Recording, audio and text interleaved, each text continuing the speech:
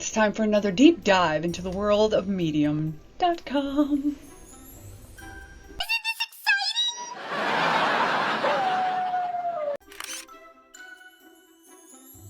How Not to Write a Fancy Memoir by Robin Wilding. Oh, I'm so excited. Robin Wilding actually has her own YouTube channel talking about information regarding Medium and starting out on YouTube and things like that. Check out her work. If you go up here, go up there, click on that, check out what she does. Or in the link down below at the end of this video, you can go ahead and check out all the other writing she does. A lot of her writing is involved with Medium and writing pieces on Medium and learning all about Medium.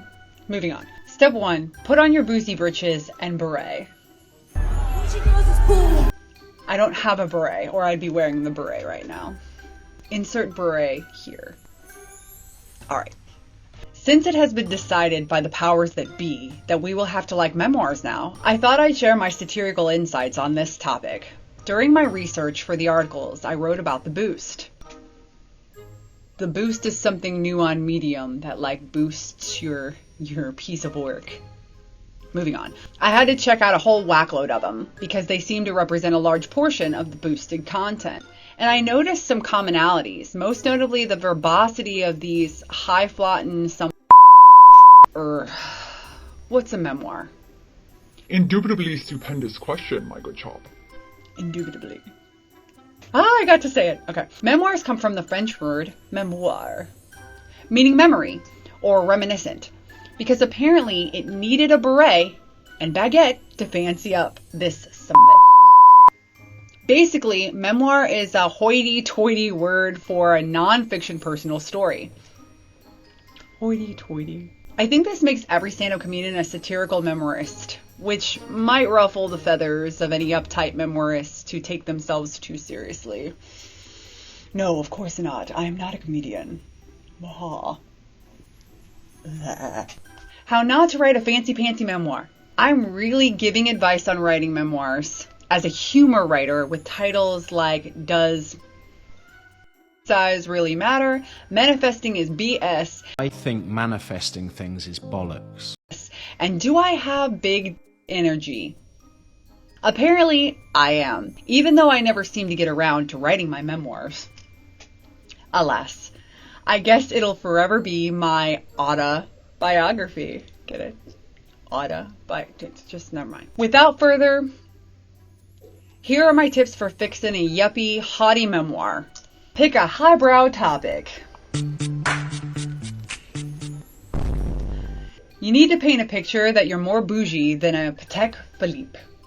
So think of ideas like a hobnobby garden party. Ooh, I love me a good garden party. Tuscan vacations, art school, your days at Oxford, Yale, Cambridge, or any school with a rowing team would suffice.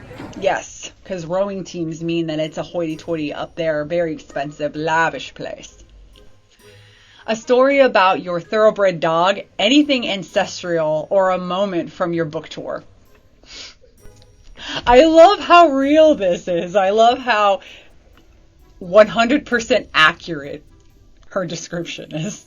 If you can't think of anything highbrow, just pick a small personal story that you can stretch into 2,000 words, like boiling potatoes with grandma or a lemonade stand you had 30 years ago. Add inconsequential details. The details are what's important. Bougie people call this nuance. Your memoir needs to mention as many inconsequential details as possible. Don't leave out any weather details like barometric pressure. We need to know the color and smell of everything. Note your internal thoughts and feelings at every moment. Be sure to describe the color of your coffee you're drinking, which you tell us about in your 300-word preamble to the memoir. Khaki with undertones of earthreal mist. Well, certainly. I'll happily make some coffee for you, but I think I'm going to have to go out and find some better equipment to make it with, because you deserve only the best. Fear not, I shall return in the flashest of flashes. Perhaps. For you? Lovely. Your coffee. I do hope you enjoy it. We need painstaking detail here. Describe the last thing you ate so well that I practically know what your farts smelled like.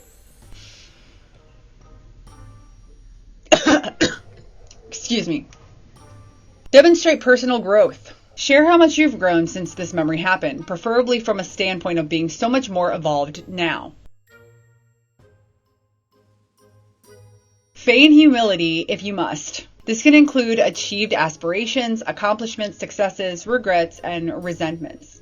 I love this. For example, explain how the equestrian skill set honored at Harvard really benefited your future law firm's polo matches.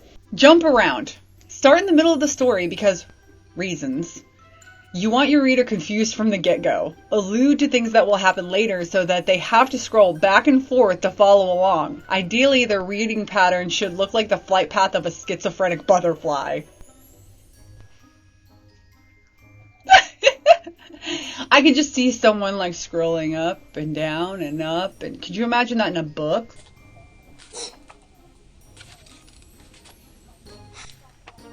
Good on all of that. Here are a few more rapid fire tips. Never forget to start with the season of the year, like the summer solstice of 1984.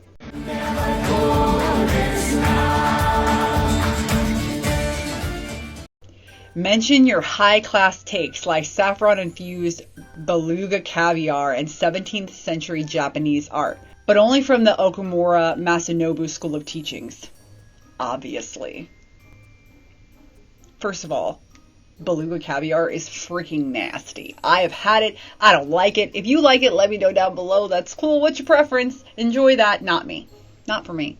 Ideally, the story happens decades ago. It helps build the repertoire of reminiscent verbiage. Also, use words like repertoire, reminiscent, and verbiage, because using big words to confuse someone always makes you sound more bougie. Find at least 4 tangents to run off into. Finish them all with, but I digress. Using big words unnecessarily. Just love big words. And of course, the purpose of writing a memoir is to get laid during your book tour. I mean, if that's what you're into, and that's what you're looking for, that's what they'll look like after they get laid. Okay. Label it humor, even though you only added 1 line of irony, dipping in personal disdain, clearly. Yes, label it humor, because people love humor, and then they have to find the humor in the mountains and mountains of other fluff you've placed into it.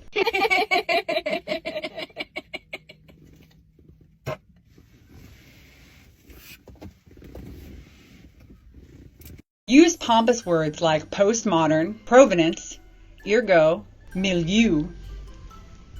Milieu. I don't even know what that word means, but okay. Amelioration, prognosticate, etc. I don't know what 90% of those words mean, but they're really big and they sound important, so it's going to make you sound important. The more syllables, the better. This isn't a haiku. We want all of those syllables in a single word, if possible. An example. Yay. Yay, an example. This is what I needed.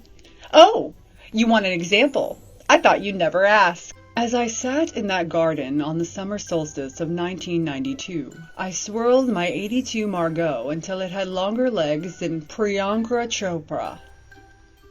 Only a few more minutes until the tart Tanis unfolded before me like a lotus. I listened to my childhood friend Reginald regal our regatta team with tales of our joining his brother Bentley on tour in the 80s for his synth rock band, The Remedy. At the awkward parts, I stared at my fuchsia and lavender argyle socks, or glanced over at the Tuscan sunset, noting the scent in the air of hibiscus and gray poupon. The nearby soup con of poupon beckoning to me to align it atop the aged Tibetan crackers. I simply know I'll be able to taste the monk's blessing on them. Reginald beckons, behooving me to recount the tale of our final tour day. I become flush as I figure out how to hide the homoerotic undertones from my nearby wife, Buffy.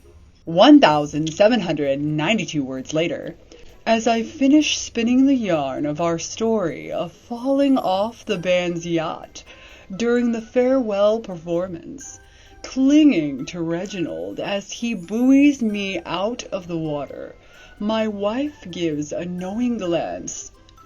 I suppose she has known all along why Reg and I were always alone on boats.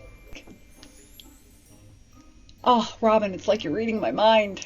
I love that I did that so well, but also hate that I did that so well, if that makes sense at all. Is this memoir made up? Abso-diddly-loodly. I've never met a Reginald, and I was 9 years old in 1992. It depends on when it was in 1992, because if it was past February, I was 1.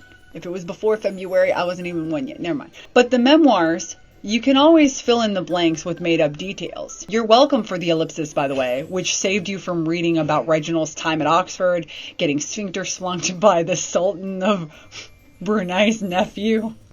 So this is what we doing now? Wow. I guess this is what we doing now. If you don't have any tawdry tales from boarding school or Tuscany, don't fret. Even saints can write biographical pieces. In fact, they're called hagiographies, which made me snort because it starts with hag. Okay. Is it hagiographies or hagiographies?